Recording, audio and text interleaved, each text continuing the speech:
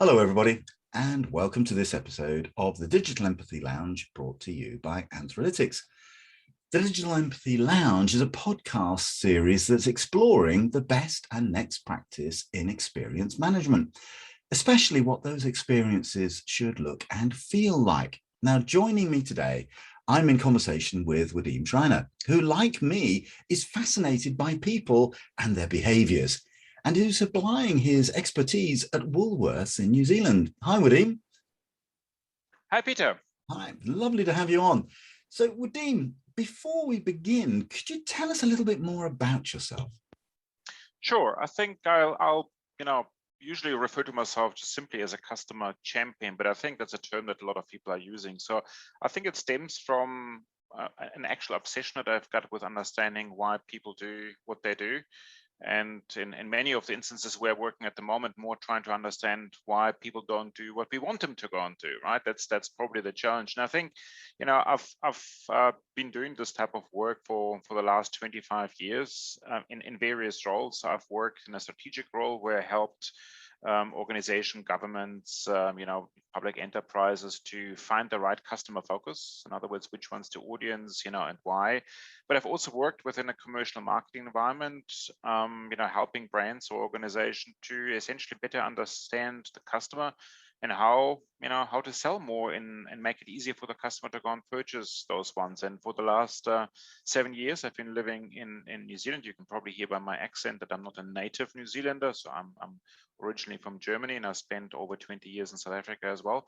But for the last 7 years, New Zealand, and for the last 6 of those 7 years, to your earlier mention, I work for Woolworths New Zealand, which is part of the Australian Woolworths Group, one of the top 20 largest food grocery retailers in the world. In New Zealand, we operate under 3 banners. It's Countdown, Food Choice, and Super Value. So I represent the kind of bigger one of those is Countdown, but it's essentially a similar brand to the Woolworths brand in Australia. So that's what I'm doing at the moment, and I'm enjoying it very much. Lots of opportunity. As we know, retail is a big focus at the moment, and there's lots and lots of things for us at the moment to understand customers and why customers do what they do. It's a fascinating environment. Indeed, thank you, Wadim. And of course, that's our common touch point, isn't it? We're both fascinated by why do people do what they do, what they're likely to do next, and what we should do about that. So now, you and I have often spoke about the role of customer journey mapping, especially those that are there to create the experiences that feel good and help customers move forward, so help them make decisions and find the things that they're interested in. But I wonder if you could just spend a moment and tell me, what does that look like at Countdown? So what does customer journey mapping mean to you, and what does it look like when you put it into practice? Yeah, Peter, look, in all fairness, I mean, customer journey is a pretty widely used term, as we've been discussing, many, many times before, and is possibly somewhat overused. And I think the challenge that I've always had around the term of customer journey is it's been always a very operational term. So in other words, an organization has a starting point and has got an end point, and it then works through, how does it get that customer through that journey? And that's kind of, still emanates from this notion that we can determine where the customer is going to go. But I think the important part about customer mapping is to understand where the customer is at that point of time, not from a physical location point of view, but from a heart point of view, mind point of view, and from an emotional state point of view. And I think that's the part of work that we've come to realize over the last couple of years is becoming incredibly important, and is also the big differentiator between brands. Because to be fair, if you're in a retail supermarkets, the mission from one brand to another is the same in most of the instances, right? So people want food, they want access to food, and we'll make it easy for them to go and get that food. So the operational journey isn't potentially too different unless you don't have a online delivery model in place. So for us, the issue around customer journey is really to go and start from a point of really knowing our customers in an intrinsic and a deep way. When I speak about knowing our customers, it doesn't just mean what is it that they've bought before, or how often do they shop, and how often do they swipe their loyalty card, or how much do they spend with us, how big is the basket, but what do they think?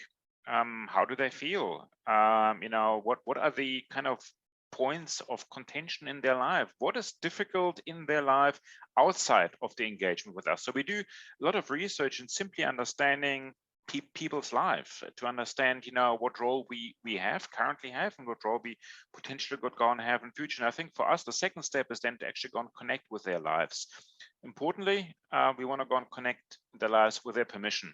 So again, many brands connecting with people just simply because they feel they've got a reason to go and connect. But we actually try to find out with customers where it is appropriate and where it is not appropriate to go and connect. So privacy, a really, really important one, and understanding what is our role and where it is. So that's the second one.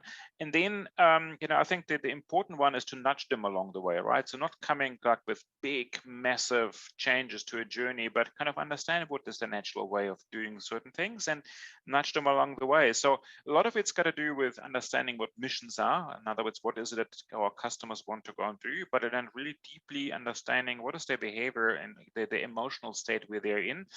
Some people, and you and I talked about this many times before, right? Just because the operational journey is the same doesn't mean that people respond in the same way. You get people that feel that they need to go and have a greater control or lesser control, and some people really want to go and do something, but they can't because either they've got dietary needs or budget ones. So it's very important for us to understand that one, and then to find that right nudge to go and move them along, which is their journey essentially. It's not our journey, but being part of the journey. So that is probably, to be fair, Peter, not overly different from the way that many brands these days are approaching journey. But in all fairness, for a retail environment or for a supermarket environment, it's actually quite transformational, because we come from a position where we've got lots of products, and we need to go and try to figure out how do we sell those products to as many people as possible, to actually turn this around in its head and to go and say, yes, we do have a lot of products, but let us better understand people and which products they want and how we can go and serve them. So what seems to be very easy is actually quite complicated for us, not just kind of in terms of engagement with customers, but even from an internal stakeholder point of view. Yeah, thank you, Wadim. And I think there's a couple of points there I'd like to just reflect back on what you said, or at least what I heard. So one of the points is that you're quite right. The customer journey doesn't start with them entering the store and end when they leave. There's a expectation setting. Why are they coming to the store in the first place? So there's a lot that's going on before we even see the customer. And then, of course, they shop because it's going to have some impact in their life, something that they want to do. So as you say, the mission. The other thing that I think I'd like to reflect on is what you were talking about is, although many customers will take the same operational journey, they'll go through the store, they'll pick up goods, put them in the basket, check out, and so on. They all have different needs and expectations whilst they're in that journey. And so let's take the example of loyalty. Are they loyal because they love us, or are they loyal because they don't have a choice and they're hostage to something like convenience or price? The bit I was also very interested in was, as you said, it's about working with customers and understanding them with their permission. So, and I think that this is the quid pro quo, isn't it, with customers, that they want personalization, they want to be known more and to actually have that reflect in the way that we deal with them. But in order to do that, we have to know them through their data and do that in a way which is with their permission, with that transparency about we gather this data because it helps us to help you. And I do like the final point that you said there. It's not about what can we sell to them. It's about understanding what they need and then how we can help them to buy and providing them with that. So let's just focus on one element of that for a moment, if you will. One of the other things that we also have in common, you and I, is this common interest in data and analytics. So when we're thinking about customers and customer journeys, use of data isn't just everybody looks the same and we only focus on the interactions that they have. Our front of house, if you like, is where we focus our attention. There's a lot more about that. So thinking about data analytics, what are some of the things that we should be aware of when we're using data and analysis to think about customers and the journeys that they take? So again, I can only speak, of course, about the use of data in a retail environment. And I think we are very fortunate in the environment that we have a lot of data. I think, when you don't have a lot of data, that's somewhat problematic. But then on the flip side, when you've got too much data, you've got equally problems. So sometimes we suffer, and I think many bigger organizations are collecting data through loyalty programs and through, many transactional data. They suffer from a data analysis paralysis. I mean, we have, every possible data, more than we can go and think of, and and I don't know the exact figures, but I would probably say we only kind of really know about or think about 20% of the data that we could be having, and the other 80% lying somewhere in a data warehouse. So the one thing is to simply go and say, when you've got too much data, what is relevant and what is not. And I think, to go and have the right framework in place is really understanding. But I think that what we're grappling very often as an organization is, to identify the difference between output metrics and input metrics. We obviously, when you're in a corporate organization, you're being driven by kind of some of those bigger KPIs, like any organization is going to know. These are NPS or overall satisfaction ones, and you've got a couple of drivers that do them, and every executive looks at them, very intensely. It's very important, things depending on that one. But it's very hard to actually understand, what really moves those particular drivers. There's small little things. That's the first thing that's unsettling. It could be small little things. Number two, they could be rapidly changing. I mean, this is the thing with people, right? They're not going to go and make a decision, going to go and say, I'm going to love you for the next 2 years because of the following 5 things. People are irrational. They're going to say, for now, I love you because of this and this, but next month I might go and change my mind. And that's really, really hard to actually go pick up on those cues, to go and quantify them in there. And as organization, we tend to also go and look at the data over a period of time, over trends. And again, because there's so much data, we tend to do what a lot of people with data do. We're looking at averages and we're looking at means, and we all know. I mean, Peter, you and I spoke about kind of the fallacy of averages, right? And that averages very often breed mediocrity, because you're looking at some kind of a line, but the interesting things actually do not happen in there. They happen in the outliers and the things that are either on top or not being seen. So a lot of it has got really to do with a very open mind when you've got the data, to go and search for the things that matter. And that means sometimes that you're chasing numbers and data that after a while you figure out were wrong. So it also requires the admission to go and say that, we thought that data point was connected to that data point, but it isn't anymore. So it's an over-evolving thing. And again, the challenge with that one is many organizations want stability, and they want, the knowledge that, they've got everything in track and the right data to go and do that. And you and I know that it just doesn't work like that with customers, or with people, because they're highly irrational. They're making decisions. And we're seeing it at the moment, right? And in the midst of a pandemic, you can see that kind of the trends that you've had before in the data and behaviors, that's how quickly they change. And it's really important. I think the other thing that I always feel about data is no replacement for an actual engagement with people. So very often we think, because we've got so much data, we no longer need to talk to people. We no longer need to go and observe what people do. And in fact, all the data that we have are good enough for us to go and make a prediction. And that's probably one of the biggest challenges. I mean, data are really good to go and tell you, but you still need to go back to customers. You need to talk to them. You need to listen. You need to listen to the language that they use. If you can, have a look at their facial expressions, at their non-verbal cues, to be able to go and say what they mean.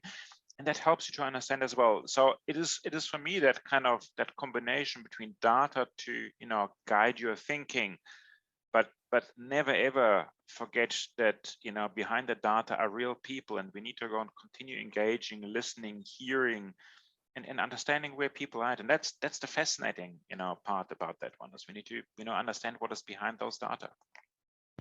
It is indeed, Wadim, and it's what's always fascinated me, and why I'm doing what I'm doing right now. Exactly. In that, as you said, we're not always logical. We like to think that we are. We like to think that we're rational. We're good at spotting a bargain, but often we don't recognize that in ourselves. But I think that for many organizations, as you say, when they gather a lot of data, it does do things like it generates spurious correlations. You think this thing is related to that thing until suddenly it isn't. And then you say, oh, okay, so there's something else going on there. And we have to understand the human within the data. And I think that's the aspiration of both of us, using these tools to really get to understand people so that we can engage better. We can focus on what it is that they genuinely care about, which is not always what they say they care about, but why they care about those things and how that drives their behavior. And you and I have also spoken about Once you start to understand what's motivating the behavior, you can begin to predict how people will respond when you present them with circumstances. Whereas I think a lot of data science tends to be retrospective. It's, well, we observed something in the data, we think we understand why that is, and you build a reverse model. But when you understand, well, why did they do that in the first place, you can build a better predictive model. I think Now, I want to add to this one, Pete, and I think cool. what's very important is very often, and so this is another problem that many organizations that sitting with lots of data do, is they think that customers react or respond because of them. So in other words, any action that happens or any change in trend must be as a result of that organization, that company having done something either wrong or right. So there's this kind of wrong assumptions that there's only one universe, or like a combined universe, the customer and me. Where very often that is not the case. So in other words, you can go and have a situation where customers are complaining, for instance, about your pricing, and you can go and have an enormous investment into your prices, significantly drop your prices, and then you see customers starting to go and respond, and then suddenly they're turning around and it changes. And you're thinking, what is that we have done? We must have done something wrong. And it isn't always what we do. It could be, because there's a bad story out there, or because oil prices have increased, or because a particular news story has been kind of influencing the people's thinking. So very important, again, for when you've got data, is not to go and assume that you're the single source of truth and everything depends on your data. So a lot of stuff is going on in people's lives, and to be honest, they don't really care about us as much as what we know and think and hope that they do. We are playing a tiny proportion in their lives. So whatever, they're interacting with us isn't always or mostly not our fault. Very good point indeed, Wadim. As you say, we're complex. It takes a little bit more than that. The challenge is, how do we find the best approaches that give us enough that we can be able to offer those kinds of personal touches without, as you say, analysis leading to paralysis. Now, the retail sector, as everybody knows, has had a really interesting couple of years.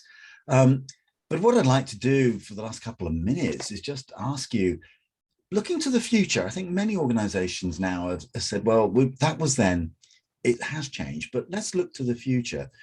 What do you think is going to be the focus for the retail sector over that foreseeable future? So not 10 years time or 20, but the next year or two, possibly as far out as 5 years. So what do you think the retail sector is going to be looking at from this point for the short to medium term? Look, there's nobody's got a crystal ball. I think if you had that one, that'll be a fantastic thing to go and do. And I can't, even attempt to start speculating on some of those big changes that will happen in the area of supply chain and management, etc. That's also beyond my expertise. So for me, what is interesting is where is the kind of the changes or those things that have manifested themselves as a result of the challenges in the last 2 years in relation to the customer. So those are the things that are probably particularly interesting. And one of those things that have clearly manifested importance of digital. Now, I have to admit, I come from a time where digital was second, and people visit the bricks and mortar. And it's interesting to see, for instance, that even now with the pandemic easing up, people return back to the stores. So when I speak about digital and the importance of digital, that doesn't mean that the physical environment is dead. Absolutely not. But what we do see is that digital is the gateway. So more and more for people, the engagement with the brand, the journey that we spoke to starts in digital. So we spoke early on about the fact that obviously that the journey doesn't start when they're entering the store, but people spending more and more time, in the internet, and they read and they see and they engage with people, that starts shaping their thoughts. So that was significantly more than the personal interaction we had before. So for us, number one is really that the importance of digital and understanding how people engage with digital. How do they emotionally connect with digital? Because again, we know that's different to the way that they're engaging with the physical environment. What is the role of relationship in a digital environment? What does it mean for us? So that's one of those trends for us to understand. I think the second one is, and we are very observant, is because of the digital trend, everything seems to be driving towards a speed resolution. Everything must be faster and faster. And we're seeing that in the retail environment with the, initially we had delivery in 24 hours, delivery in 12 hours, delivery in 1 hour, delivery in 30 minutes. I think there's now people that are offering delivery in under 10 minutes. So everything is gearing towards that fast. And What is interesting to go and see that when you do things fast, you no longer, as it says, got an opportunity to stop someone. And if you're going back to the opportunities that we had in traditional retail, when people went into a store design very often has been designed to slow people down deliberately. So we've put something in front, even though that was made it harder for people to go and access, to slow people down so that they would stop, think, observe, and we would have an opportunity for them to go and engage. So one of the things that this digitalization, this information now, and we want it immediately, will lead to is to a loss of opportunity for people and brands to stop, slow down, and engage. And that's going to be an interesting one to solve. And in all fairness, we don't know yet how to go and solve it. And as a brand or as anyone wanting to sell something to a business, you want them to slow down, because if you don't get them to slow down, you don't get to go and have your story. So we need to go and figure it out, that speed versus slowness. The next one, that is probably the third one, is really we spoke about it early on, is about that connectivity of data. Now, to be clear, and our customers have told us that many times before, you know me better than I know myself.